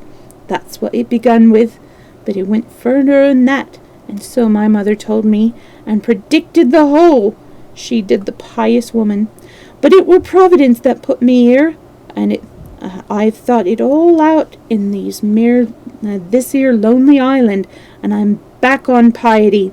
You don't catch me tasting rum so much, but just a thimbleful for luck, of course, the first chance I have. I'm bound I'll be good, and I see the way, too. And Jim, looking all round him and lowering his voice to a whisper, I'm rich. I now felt sure that the poor fellow had gone crazy in his solitude, and I suppose I must have shown the feeling in my face, for he repeated the statement hotly. Rich, I says, and I'll tell you what, I'll make a man of you, Jim. Oh, Jim, you'll bless your stars, you will. You was the first that found me. And at this there came suddenly a lowering shadow over his face, and he tightened his grasp upon my hand and raised a forefinger threateningly before my eyes. Now, Jim, you tell me truth. That ain't Flint's ship? He asked. At this I had a happy inspiration. I began to believe that I had found an ally, and I answered him at once. It's not Flint's ship, and Flint is dead, but I'll tell you true, as you asked me. There are some of Flint's hands aboard. Worse luck for the rest of us. Not a man with one leg, he gasped. Silver? I asked. Ah, Silver, says he. That were his name. He's the cook and the ringleader, too. He was still holding me by the wrist, and at that he gave it quite a ring. If you was sent by Long John, said he, I'm as good as pork, and I know it. But where was you, do you suppose? I had made my mind up in a moment, and by way of answer told him the whole story of our voyage, and the predicament in which we found ourselves. He heard me with the keenest interest, and when I had done, he patted me on the head. You're a good lad, Jim, he said. And you're all in a clove hitch, ain't you? Well, you just put your trust in Ben Gunn. Ben Gunn's the man to do it.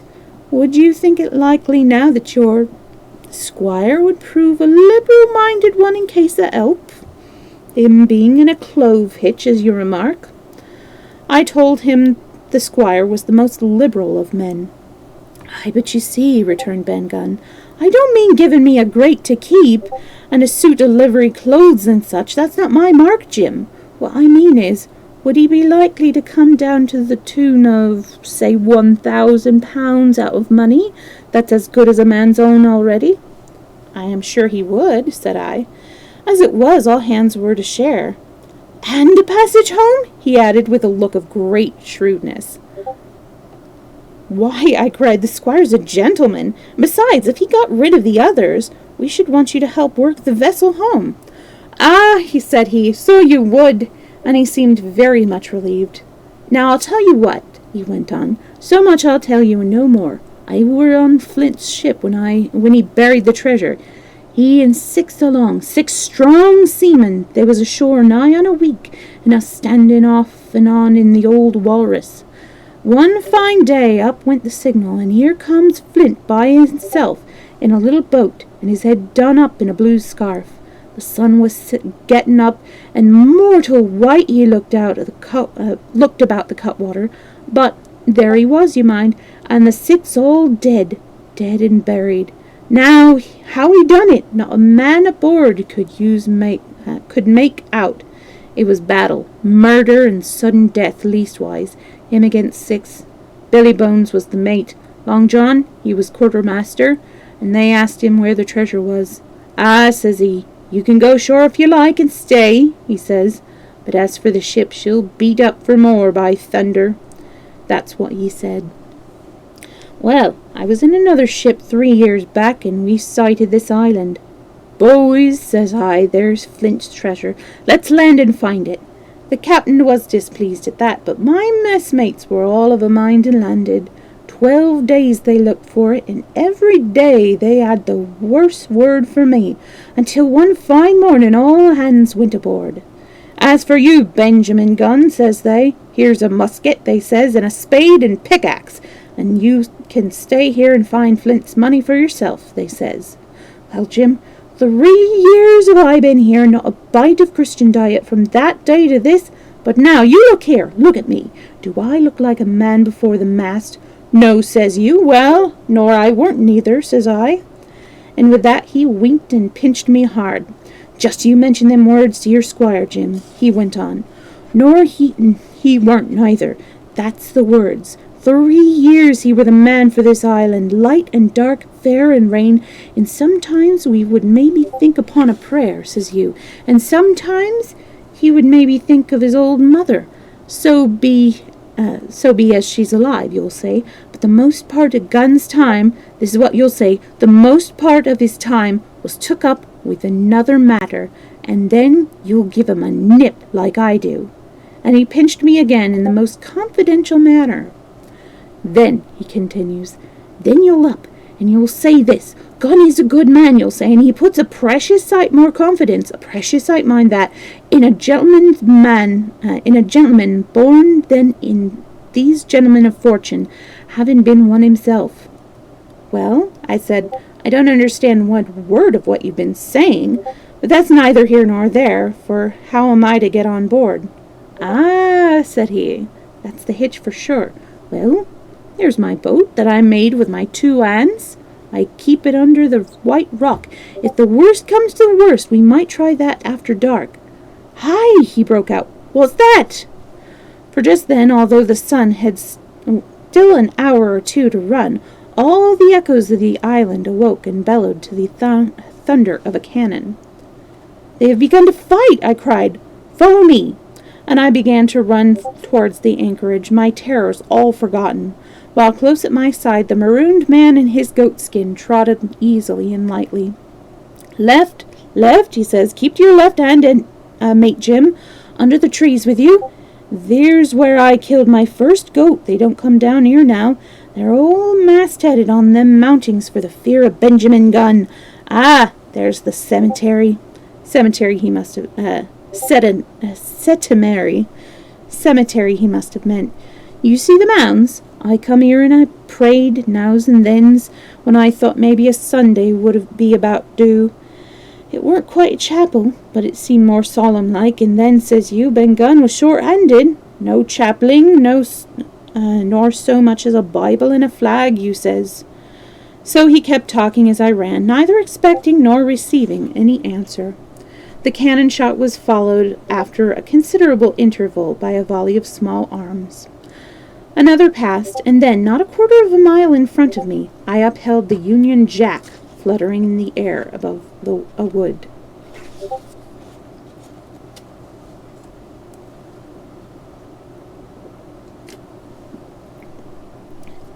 Part 4. The Stockade.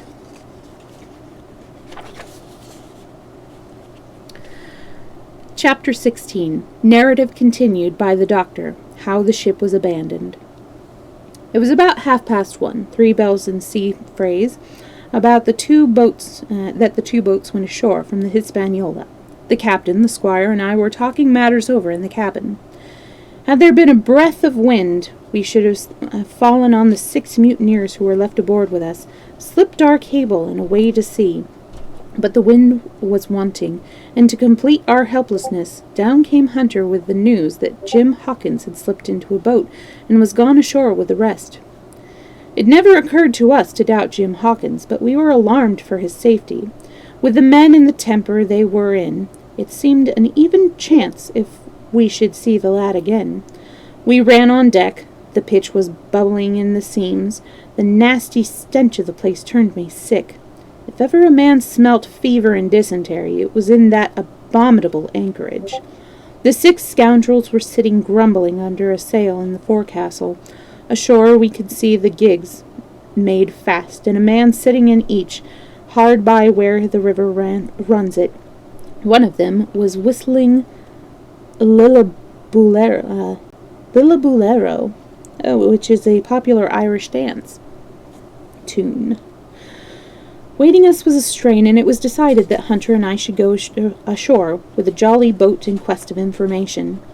The gigs had leaned to their right, but Hunter and I pulled straight in the direction of the stockade upon the chart. The 2 who were left guarding their boats seemed in a bustle at our appearance. Lillabulero stepped off, and I could see the pair discussing what they ought to do.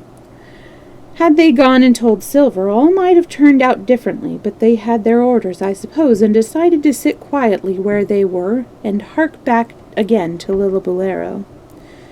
There was a slight bend in the coast, and I steered so as to put it between us. Even before we landed, we had thus lost sight of the gigs. I jumped out and came as near running as I durst, with a big silk handkerchief under my hat for coolness' sake, and a brace of pistols ready primed for safety. I had not gone 100 yards when I reached the stockade. This was how it was. A spring of clear water rose almost at the top of a knoll. Well on the knoll, and enclosing the spring, they had clapped a stout log house, fit to hold 20 people on a pinch, and loopholed for musketry on either side. All round this they had cleared a wide space, and then the thing was completed by a paling 6 feet high, without door or opening, too strong to pull down without time and labor, and too open to shelter the besiegers. The people in the log house had them in every way. They stood quiet in shelter and shot the others like partridges. All they wanted was a good watch and food, for short of a complete surprise, they might have held the place against a regiment. What particularly took my fancy was the spring, for though we had a good enough place of it in the cabin of the Hispaniola, with plenty of arms and ammunition and things to eat and excellent wines, there had been one thing overlooked. We had no water. I was thinking this over when there came ringing over the island the cry of a man at the point of death. I was not new to violent death. I have served His Royal Highness the Duke of Cumberland, and got a wound myself at Fontenoy, but I know my pulse went dot and carry one. Jim Hawkins is gone, was my first thought. It is something to have been an old sailor, but more still to have been a doctor. There is no time to dilly-dally in our work, and so now I made up my mind instantly, and with no time lost returning to the shore, and jumped on board the jolly boat. By good fortune, Hunter pulled a good oar. We made the water fly, and the boat was soon alongside, and I aboard the schooner. I found them all shaken, as was natural. The squire was sitting down as white as a sheet, thinking of the harm they had led us to, the good soul. And one of the 6 forecastle hands was little better. "There's a man," says Captain Smollett, nodding towards him, new to his work. "He came nigh hand fainting, doctor, when he heard the cry. Another touch of the rudder, and that man would join us." I told my plan to the captain, and between us we settled on the details of this accomplishment. We put old Redruth in the gallery, between the cabin and the forecastle, with 3 or 4 loaded muskets and a mattress for protection. Hunter brought the boat round under the stern port, and Joyce and I set to work loading her with powder tins, muskets, bags of biscuits, kegs of pork, a cask of cognac, and my invaluable medicine chest. In the meantime, the squire and the captain stayed on deck, and the latter hailed the coxswain, who was the principal man aboard. "Mr. Hands," he said, "Mr. Hands, here are 2 of us with a brace of pistols each. If any one of you 6 make a signal of any description, that man's dead." They were a good deal taken aback, and after a little consultation, one and all tumbled about the fore companion, thinking no doubt to take us on the rear. But when they saw Redruth waiting for them in the sparred gallery, they all went about ship at once, and a head popped out again on deck. "Down, dogs!" cried the captain. And the head popped back again, and we heard no more for this time, and these 6 very faint-hearted seamen, by this time, tumbling things in as they came, we had the jolly boat loaded as much as we dared. Joyce and I got out through the stern port, and we made for shore again as fast as oars could take us. This second trip fairly aroused the watchers along shore. Lillibullero was dropped again, and just before we lost sight of them behind the little point, one of them whipped ashore and disappeared. I had half a mind to change my plan and destroy their boats, but I feared that Silver and the others might be close at hand, and all might very well be lost by trying for too much. We had soon touched land in the same place as before, and set to provision the blockhouse.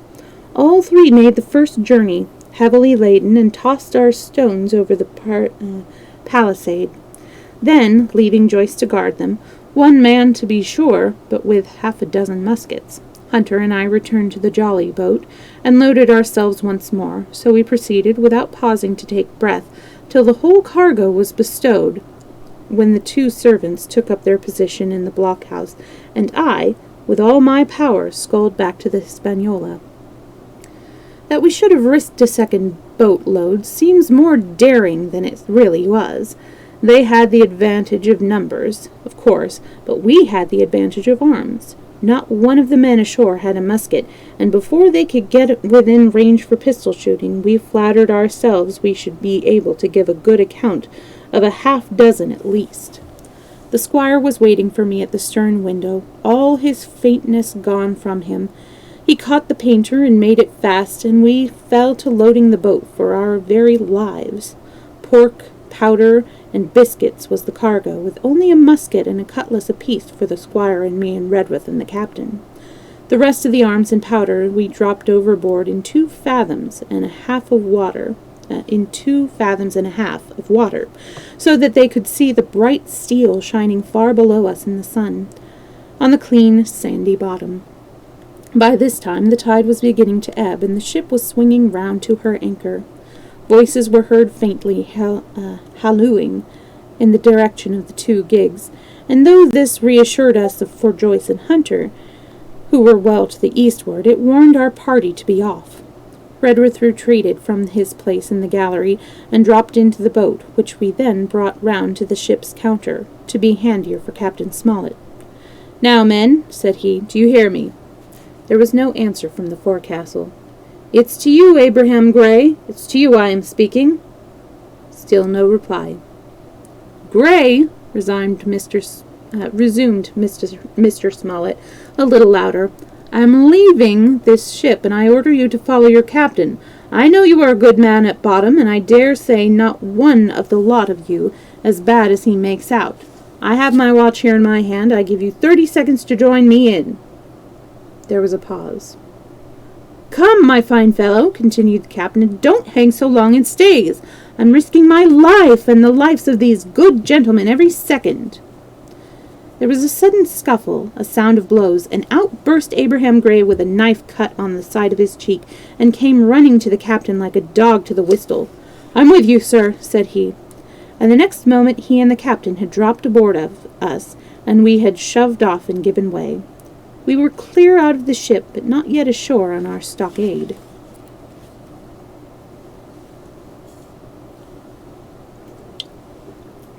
Chapter 17. Narrative continued by the Doctor, the jolly boat's last trip. This fifth trip was quite different from any of the others. In the first place, the little gallipot of a boat that we were in was gravely overloaded. 5 grown men, and 3 of them, Trelawney, Redruth, and the captain, over 6 feet high, was already more than she was meant to carry, and to that the powder, pork, and bread bags. The gunwale was lipping astern. Several times we shipped a little water, and my breeches and the tails of my coat were all soaking wet before we had 100 yards. We had gone 100 yards. The captain made us trim the boat, and we got her to lie a little more evenly. All the same, we were afraid to breathe. In the second place, the ebb was now making a strong rippling current running westward through the basin, and then southward and seaward toward the straits by which we had entered in the morning. Even the ripples were in a danger to our overloaded craft, but the worst of it was that we were swept out of our true course and away from our proper landing place behind the point. If we let the current have its way, we should come ashore beside the gigs, where the pirates might have appeared at any moment. I cannot keep her head for the stockade, sir, said I to the captain. I was steering, while he and Redruth, 2 fresh men, were at the oars. The tide keeps washing her down. Could you pull a little stronger? Not without swamping the boat, said he. You must bear up, sir, if you please. Bear up until you see you're gaining. I tried, and found by experiment that the tide kept sweeping us westward until I had laid her head due east, or just about right angles to the way we ought to go. Well, we'll never get ashore at this rate, said I. If it's the only course that we can lie, sir, we must even lie it, returned the captain. We must keep upstream. You see, sir, he went on, if once we dropped to leeward to the landing place, it's hard to say where we should get ashore, besides the chance of being boarded by the gigs, whereas the way we go to the current must slacken, and then we can dodge back along the shore. The current's less already, sir, said the man Gray, who was sitting in the fore-sheets. You can ease her off a bit. Thank you, my man, said I, quite as if nothing had happened, for we had all quietly made up our minds to treat him like one of ourselves. Suddenly the captain spoke up again, and I thought his voice was a little changed. The gun, said he. I have thought of that, said I, for I made sure he was thinking of a bombardment of the front. They could never get the gun ashore, and if they did, they could never haul it through the woods. Look astern, Doctor, replied the captain. We had entirely forgotten the long 9, and there, to our horror, were the 5 rogues busy about her, getting off her jacket, as they called the stout tarpaulin cover under which she sailed. Not only that, but it flashed into my mind at the same moment that the round shot and the powder for the gun had been left behind, and a stroke with an axe would put it all into the possession of the evil ones aboard. Israel was Flint's gunner, said Gray hoarsely. At any risk, we put the boat's head direct for the landing place. By this time we had got so far out of the run of the current that we kept steerage away, even at our necessary even at our necessarily gentle rate of rowing, and I could keep her steady for the goal, sorry. But the worst of it was that with the course I now held, we turned our broadside instead of our stern to the Hispaniola, and offered a target like a barn door. I could hear as well as see the brandy-faced rascal Israel hands plumping down a round shot on the deck. "Who's the best shot?" asked the captain. "Mr. Trelawney out and away," said I. "Mr. Trelawney, will you please pick me off one of these men, sir? Hands if possible," said the captain. Trelawney was as cool as steel. He looked to the priming of his gun. "Now," cried the captain, "easy with that gun, sir, or you'll swamp the boat. All hands stand by to trim her when he aims." The squire raised his gun, the rowing ceased, and we leaned over to the other side to keep the balance, and all was so nicely contrived that we did not ship a drop. They had the gun by this time slewed round upon the swivel, and Hans, who was at the muzzle with the rammer, was in consequence the most exposed.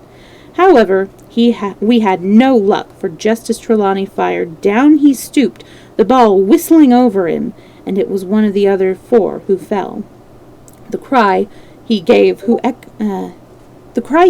was echoed not only by his companions on board, but by a great number of voices from the shore, and looking into that direction I saw the other pirates trooping out from among the trees and tumbling into their places in the boat. "Here come the gigs, sir," said I. "Give way, then," cried the captain. "We mustn't mind if we swamp her now. If we can't get ashore, all's up." "Only one of the gigs is being manned, sir," I said. "The crew of the other most likely going round by shore to cut us off." "They'll have a hot run, sir," returned the captain. "Jack ashore, you know." "It's not that I mind, it's the round shot." "Carpet bowls! My lady's maid couldn't miss. Tell us, squire, when you see the match, and we'll hold water." In the meanwhile we had been making headway at a good pace for a boat so overloaded, and we had shipped but little water in the process. We were now close in, 30 or 40 strokes, and we should beach her, for the ebb had already disclosed a narrow belt of sand below the clustering trees. The gig was no longer to be feared. The little point had already concealed it from our eyes. The ebb tide, which had so cruelly delayed us, was now making reparation and delaying our assailants. The one source of danger was the gun. "If I durst," said the captain, "I'd stop and pick off another man." But it was plain that they meant nothing should delay their shot. They had never so much as looked at their fallen comrade, though he was not dead, and I should see him trying to crawl away. "Ready?" cried the squire. "Hold!" cried the captain, quick as an echo. And he and Redruth backed with a great heave that sent her stern bodily under water. The report fell in at the same instant of time. This was the first that Jim heard, the sound of the squire's shot not having reached him. Where the ball passed, not one of us precisely knew, but I fancy it must have been over our heads, and that the wind of it may have contributed to our disaster. At any rate, the boat sank by the stern quite gently in 3 feet of water, leaving the captain and myself facing each other on our feet. The other 3 took complete headers and came up again drenched and bubbling.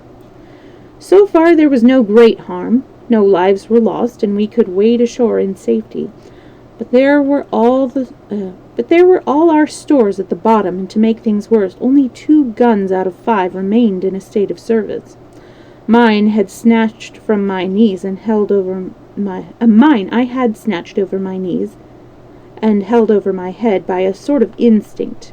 As for the captain, he had carried his over his shoulder by a bandolier, and like a wise man, lock uppermost. The other 3 had gone down with the boat. To add to our concern, we heard voices already drawing near us in the woods along shore, and we had not only the danger of being cut off from the stockade in our half-crippled state, but the fear before us whether, if Hunter and Joyce were attacked by half a dozen, they would have the sense and conduct to stand firm. Hunter was steady, that we knew. Joyce was a doubtful case, a pleasant, polite man for a valet, and to brush one's clothes, but not entirely fitting for a man of war. With all this in our heads, we waded ashore as fast as we could, leaving behind us the poor jolly boat and a good half of all of our powder and provisions.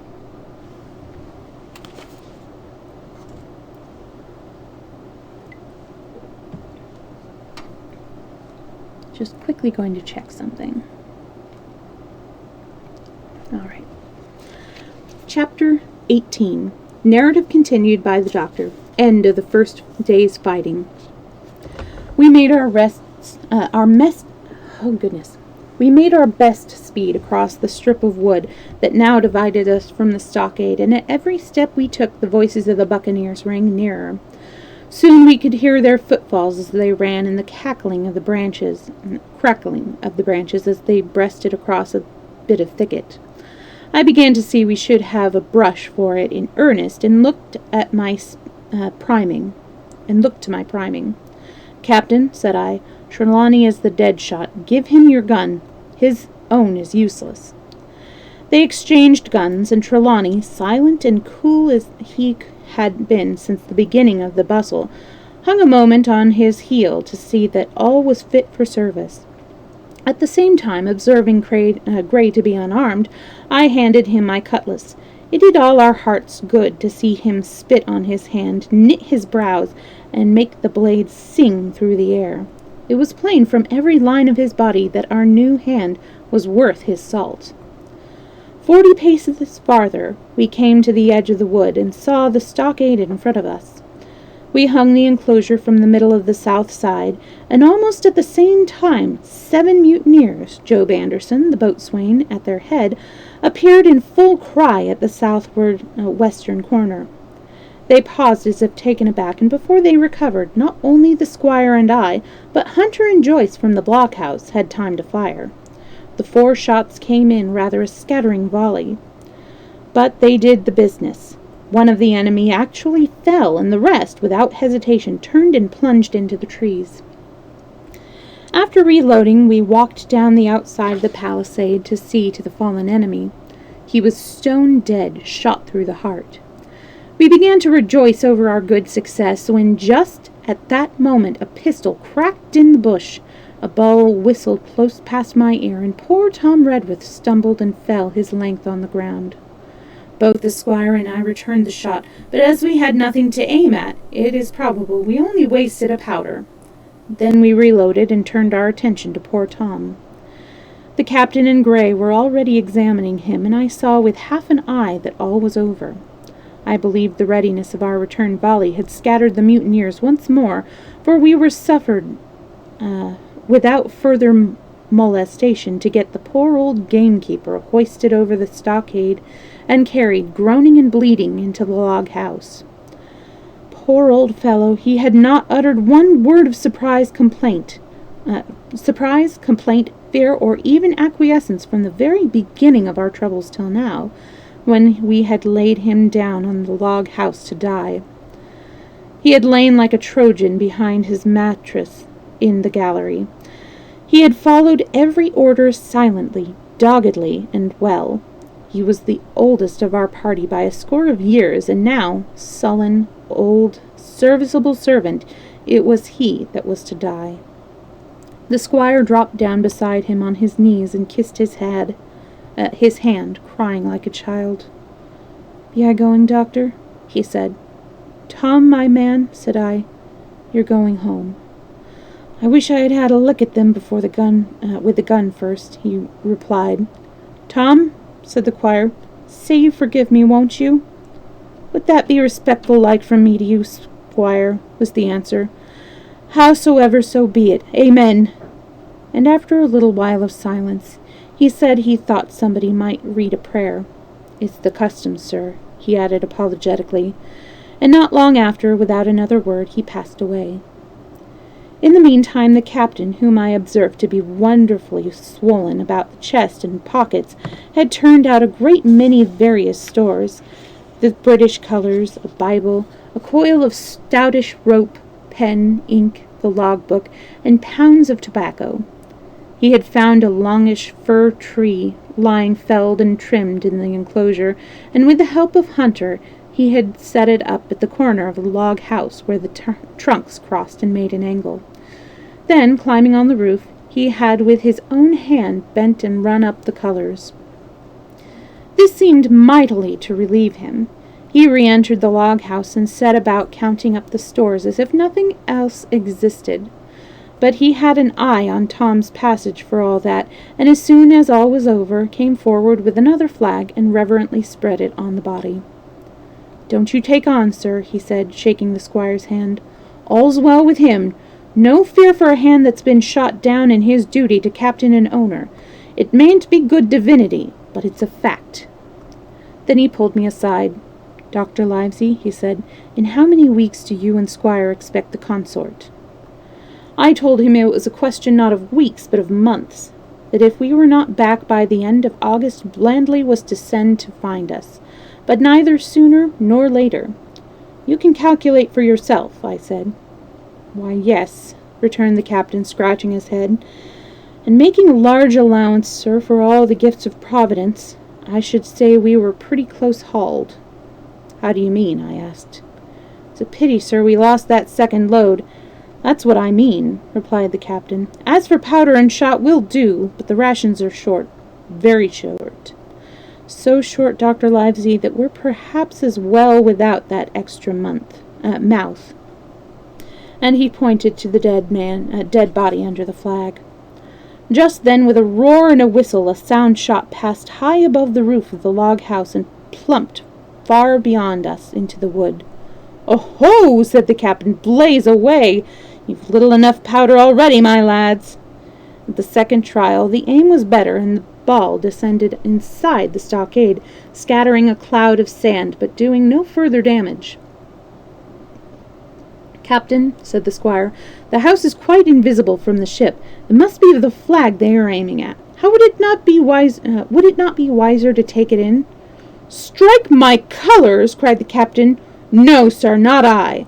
And as soon as he had said the words, I think we all agreed with him, for it was not only a piece of stout, seemingly good feeling, it was good policy, besides and showing our enemies that we despised their cannonade.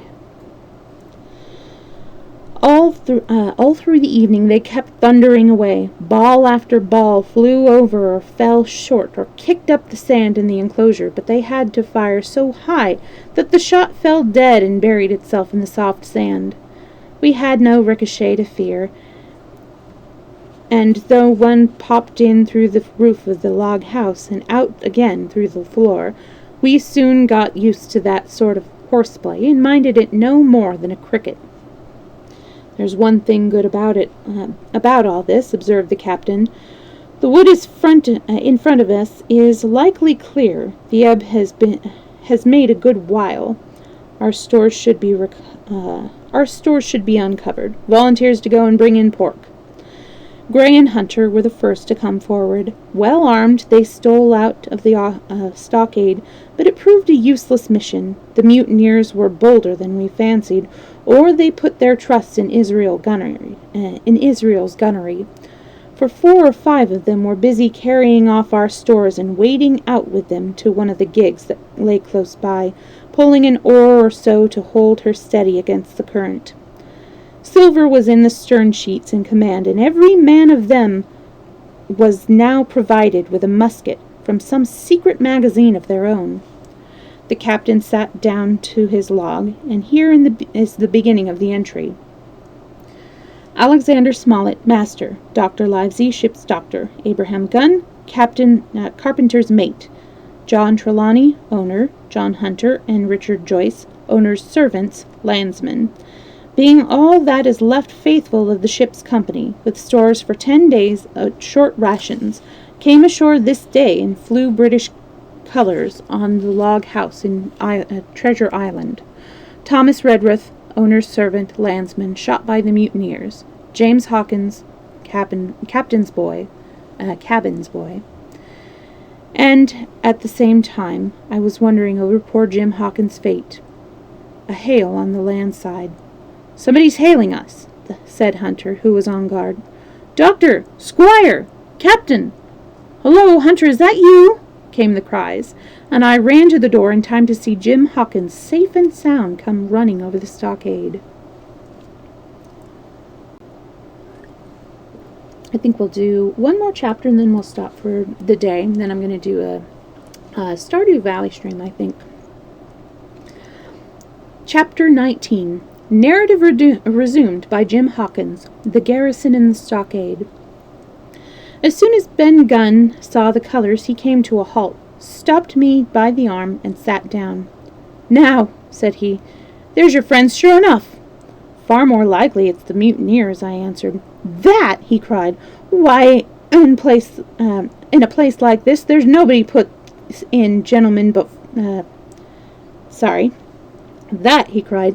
"Why, in a place like this, there's nobody puts in but gentlemen of fortune. Silver would fly the Jolly Roger, you don't make no doubt of that. No, that's your friends. There's been blows too, and I reckon your friend has had the best of it. And here they are ashore in the old stockade as was made years and years ago by Flint. Ah, he was the man to have a headpiece, was Flint. Barring rum, his match were never seen. You were afraid of none, not he, only Silver. Silver was that genteel." "Well," said I, "that may be so, and so be it. All the more reason that I should hurry on and join my friends." "Nay, mate," returned Ben, "not you. You're a good boy, nor I'm mistook, but you're only a boy, all told. Now Ben Gunn is fly. Rum wouldn't bring me there where you're going. Not rum wouldn't. Till I see you're born gentleman and get it on his word of honor, and you won't forget my words. A precious sight, that's what you'll say, a precious sight more confidence, and then nips him." And he pinched me the third time with the same air of cleverness. "And when Ben Gunn is wanted, you know where to find him, Jim. Just where you found him today. And him that comes is to have a white thing in his hand, and he's to come alone. Oh, and you'll say this Ben Gunn, says you, has reasons of his own." "Well," said I believe I understand.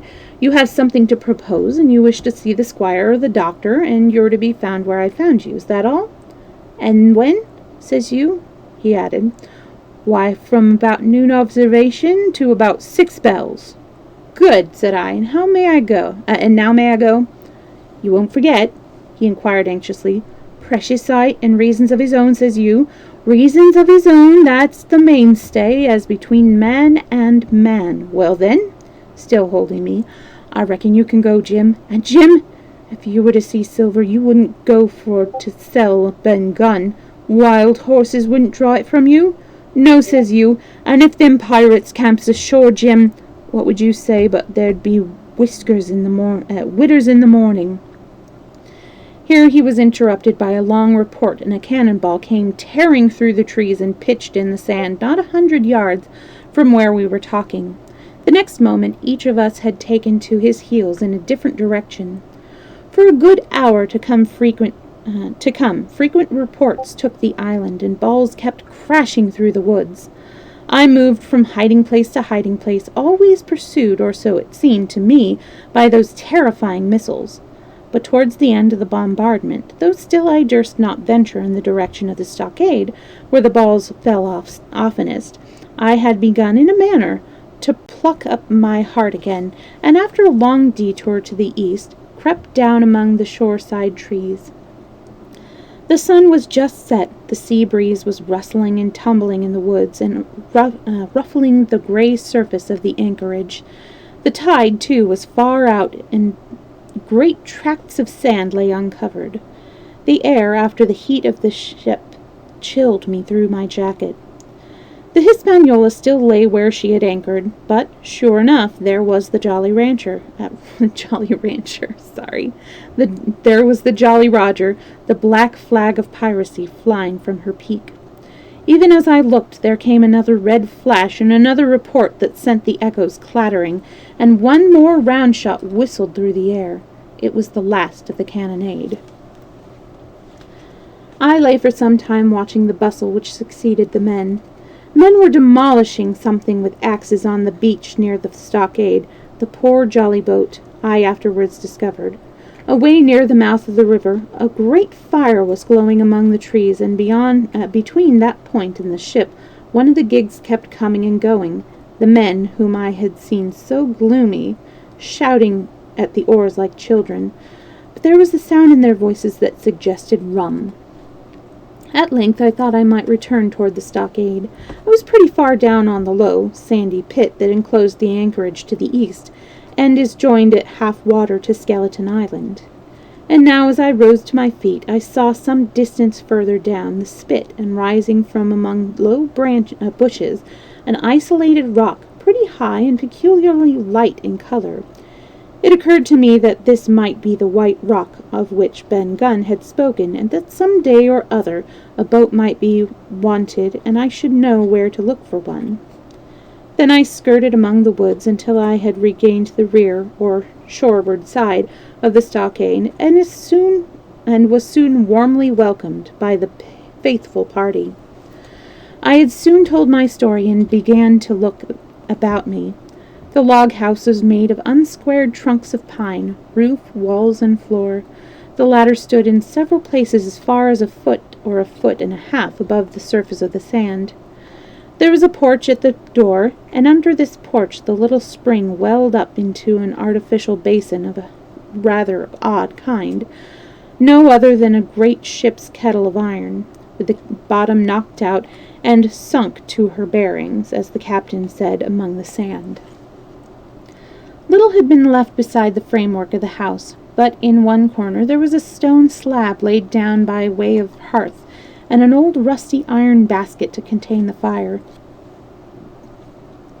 The slopes of the knoll and all the inside of the stockade had been cleared of timber to build the house, and we could see by the stumps that a fine and lofty grove had been destroyed. Most of the soil had been washed away or buried in drifts after the removal of the trees. Only when the streamlet ran down from the kettle, a thick bed of moss and some ferns and little creeping bushes were still green among the sand. Very close around the stockade, too close for defense, they said, the wood still flourished high and dense, all of fir in the land side, but towards the sea with a large admixture of live oak.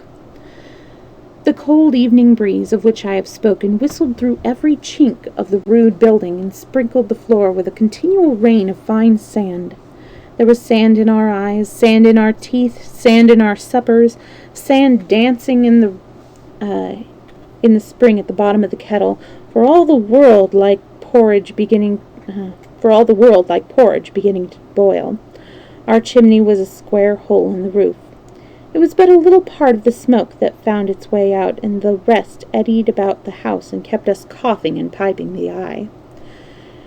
Add to this that Gray, the new man, had his face tied up in a bandage for a cut he had gotten breaking away from the mutineers, and that poor old Tom Redworth, still unburied, lay along the wall, stiff and stark under the Union Jack.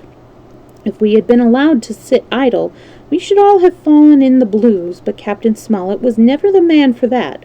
All hands were called up before him, and he divided us into watches, the doctor and Gray and I for one, the squire, Hunter, and Joyce upon the other.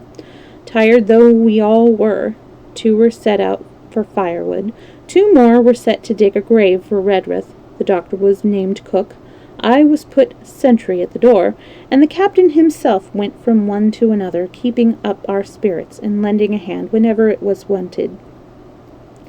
From time to time the doctor came to the door for a little air, and to rest his eyes, which were almost smoked out of his head, and whenever he did so he had a word for me. "That man Smollett," he said once, "is a better man than I am, and when I say that it means a deal, Jim." Another time he came and was silent for a while. Then he put his head on one side and looked at me. "Is this Ben Gunn a man?" he asked. I do not know, sir, I said. I'm not very sure whether he's sane. If there's any doubt about the matter, he is, returned the doctor. A man who has been 3 years biting his nails on a desert island, Jim, can't expect to appear as sane as you or me. It doesn't lie in human nature. Was it cheese you said he had a fancy for? Yes, sir, cheese, I answered. Well, Jim, says he, just see the good that comes of being dainty in your food. You've seen my snuff box, haven't you? And you've never saw me take snuff. The reason being that in my snuff box I carry a piece of Parmesan cheese, a cheese made in Italy, very nutritious. Well, that's for Ben Gunn. Before supper was eaten, we buried old Tom in the sand and stood round him for a while, bareheaded in the breeze. A good deal of firewood had been got in, but not enough for the captain's fancy, and he shook his head over it and told us we must go back to this tomorrow rather livelier. Then, when we had eaten our pork and each had a good stiff glass of brandy grog, the 3 chiefs got together in a corner to discuss our prospects. It appears they were at their wits' end what to do, the stores being so low that we must have been starved into surrender long before help came. But our best hope, it was decided, was to kill off the buccaneers until they either hauled down their flag or ran away with the Hispaniola. From 19 they were already reduced to 15. 2 others were wounded, and one, at least, the man shot beside the gun, severely wounded if he were not dead. Every time we had a crack at them, we were to take it, saving our own lives with the extremest care. And besides that, we had 2 able allies, rum and the climate. As for the first, though we were about half a mile away, we could hear them roaring and singing late into the night, and as for the second, the doctor staked his wig that, camped where they were in the marsh and unprovided with remedies, where the half of them would be on their backs before a week. So, he added, if we are not all shot down first, they'll be glad to be packing in the schooner. It's always a ship, and they can get to buccaneering again, I suppose. First ship that I ever lost, said Captain Smollett. I was dead tired, as you may fancy, and when I got to sleep, which was not till after a great deal of tossing, I slept like a log of wood. The rest had long been up and had already breakfasted and increased the pile of firewood by about half as much again, when I was wakened by a bustle and the sound of voices. Flag of truce! I heard someone say, and then, immediately after, with a cry of surprise, Silver himself! And at that, up I jumped, and rubbing my eyes, ran to the loophole in the wall. That's quite a place to leave it off. Kind of on a cliffhanger. But we will be back with it tomorrow, so we won't have to wait long. Looking at it, this might be a 4-part series, the Treasure Island, because we're a little past halfway. And there was quite a bit in the, introductions and about the authors and all of that stuff at the beginning. So, yeah, we'll see. I don't think we're going to finish it tomorrow. So, anyways, same time tomorrow, 2 to 4 Pacific time. And thanks for hanging out with me and listening. I'll be back in a few minutes with probably Stardew Valley. I'm going to see if I can get one of the puzzle games going. I've been having troubles with that, but yeah, we'll give it a try. I'll see you in a few minutes. Bye.